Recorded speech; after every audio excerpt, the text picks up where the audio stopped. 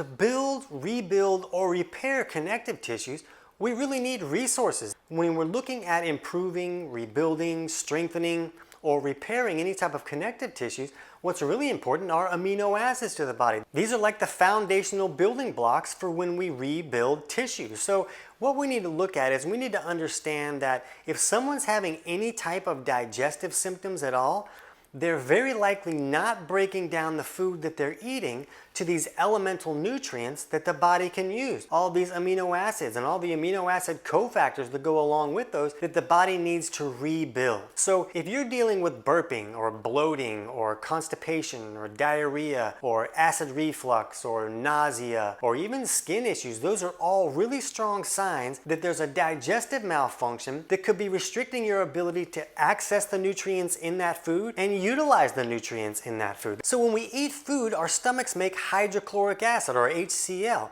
and this HCl is meant to start breaking down our proteins. It's meant to acidify our food so it can start to break down, but it really focuses on breaking down our proteins into these amino acid building blocks. The problem is, it's really common for people not to be making enough stomach acid today. And if a person isn't making enough stomach acid, they'll break down that food partially by process of rotting and fermenting. So they're not really accessing all of those resources that the body needs to rebuild and repair. Once the food is acidified properly in the stomach, it leaves the stomach and goes down to the duodenum, where the gallbladder squirts this alkaline bile down onto the acid product that left the stomach. And when we see this acid product meeting the alkaline bile, it creates this sizzle. And this sizzle is what really busts all that food apart and helps us get all the nutrients out of that food. The problem is it's really common for someone's bile to become too thick and sticky to flow correctly. So if either a person isn't making enough stomach acid or their bile is not flowing correctly, they're really not able to access all those nutrients in the food. So with either chronic connective tissue injuries or problems or an inability for connective tissue to heal correctly,